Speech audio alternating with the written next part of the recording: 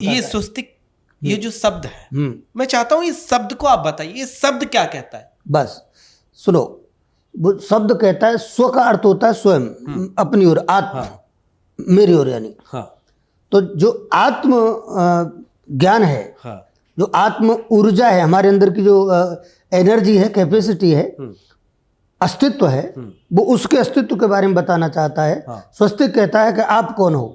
जब तक हम दुनिया में नहीं जानते कि हम कौन हैं, तब तक हम न तो आपको जान सकते न दुनिया को जान सकते हैं। पर ये तो सनातन का सत्य है। सनातन का मतलब तो यही है कि खुद के बारे में जानो। आत्मदीपो भव, स्वयं जब तक आप खुद प्रकाशित नहीं होंगे तो आप दूसरों को प्रकाशित नहीं कर सकते। अपने अंदर की शक्तियों को, पावर्स को जानने का, खोजने का सबसे सुंदर तरीका स्वस्तिक हो सकता है। आप खुद को जान गए?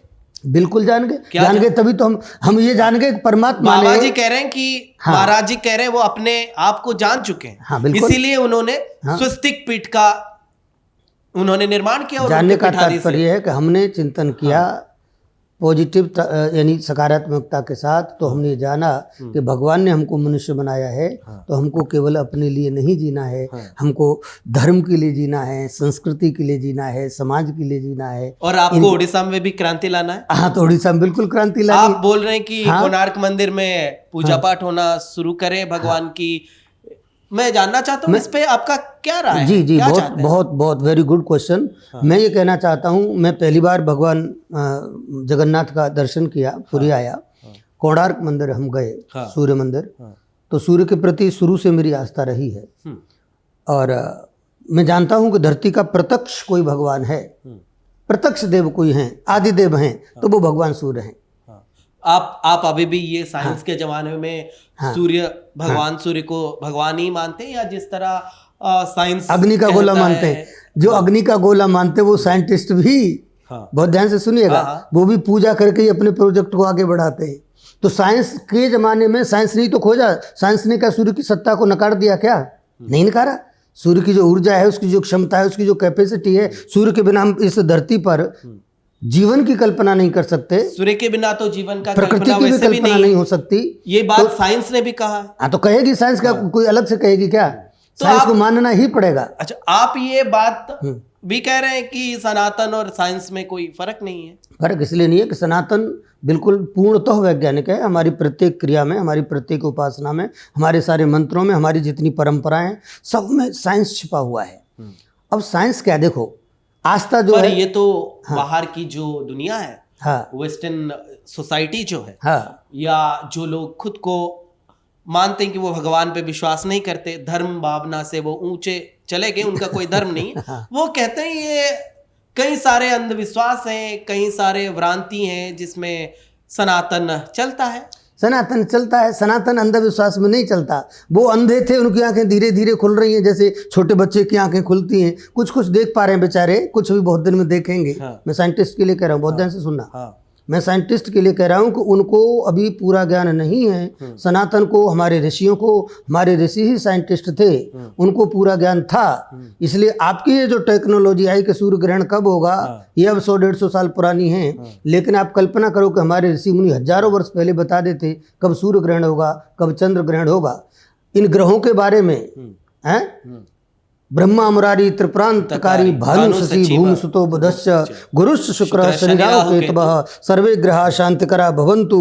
ये हमारे ऋषि मुनियों ने कहा, साइंटिस्ट नहीं कहे। पर आप साइंस अब जानी है, हमारे ऋषि मुनि हजारों साल पहले जान रहे थे। तो साइंस से अलग सनातन नहीं है, सनातन ही साइंस है। ये पर्ची निकालना कौन सा साइंस है? पर्ची निकाल के लोगों की समस्या बता दिया जाता है। मैं बागेश्वर वाले बाबा के बारे में आपसे पूछ रहा हूँ, जिनको लेके सारे जगह पे चर्चा है कि बागेश्वर वाले बाबा पर्ची निकाल के समस्या की सब सुधार कर रहे हैं। आप कह रहे हैं साइंस से जुड़े हैं, ये कौन सी साइंस है? मेरी बात ध्यान से सुनो। पर्ची वाले बाबा, बागेश्वर बाबा, वो कह रहे हैं, और वो चैलेंज के साथ कह रहे हैं, पूरी मीडिया के सामने कह रहे हैं, पूरा देश, पूरी दुनिया उनको, उनका लोहा भी मान रही है। उनकी वो जो साइंस है, वो उनके हनुमान जी की उनकी सिद्धि है।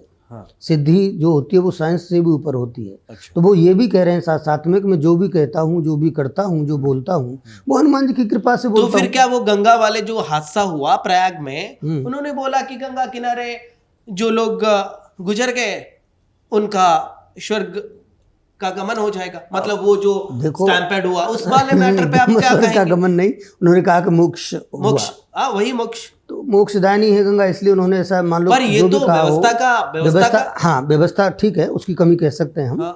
मैं तो बिल्कुल क्लियर कर रहा हूँ, व्यवस्था की भी कमी कह सकते हैं, लेकिन हम ये भी जरूर कहेंगे, बहुत ध्यान से सुनना। मैं सुन रहा हूँ। गंगा में स्नान करने से पाप दूर हो जाते हैं। आप व्यक्ति मर जाता है उसके बाद उसकी अस्थियों को गंगा में ले जा करके, वो भी एक सेंस है, भाव है, इसीलिए लाखों लोग वहाँ जाते हैं। लेकिन जहाँ तक व्यवस्था का प्रश्न है, आप कल्पना करो आपके घर में अगर 4 मेहमान रोकने की जगह है और 25 मेहमान आ जाए, योगी वाले बात कह रहे हैं कि योगी जी 2 दिन पहले ही अपने विधानसभा में वही बात रख चुके हैं। दुनिया के इतिहास का पहला ऐसा ये सनातन का महाकुंभ, तो बहुत पहले से ही पता होगा कि 144, आप ये मानते हैं 144 साल के बाद ये कुंभ आया है, इसका कोई सटीक निर्णय आप क्या कहते हैं? 144 के बाद नहीं आया है कुंभ, तो हमारे यहाँ हर 12 साल में, हर 12 साल में आता है। और जब से वो समुद्र मंथन हुआ था, जब से उसकी बूंदें यहाँ गिरी अमृत की, तब से उन 4 स्थानों पर कुंभ लग रहे हैं। स्वरूप इतना बड़ा जितना पहली बार देखने को मिला है कि एक स्थान पर 60 करोड़ लोग स्नान करें, या मानिए कि पूरे कुंभ में 70 करोड़ लोग स्नान करें, ये भारतवर्ष में नहीं पूरी दुनिया में पहली बार हुआ है।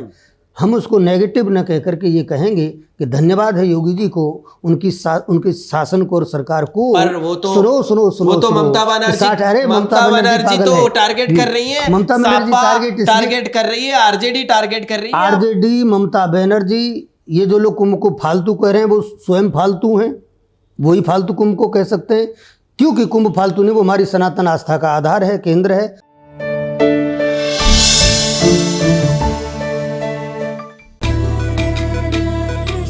चिकालिका बम्बालिका चिकी बम्बा आम धान आम खेत बाबा के खुशी म बोतल खुशी आनिचिलो साबी प्रति 1 केजी बिहन रे 5 मिली रे इफको नानो डीएपी तरल पके बिहन उपचार करिवि कले धान कपा मका हो पनी परिबा गजा बाहरिबो दमदारिया चेर कांड पत्र शीघ्र बढ़िबो देखिबु अमल केमिति हबो। इफको नानो डीएपी तरल सार चासी भाई मने प्रयोग कर।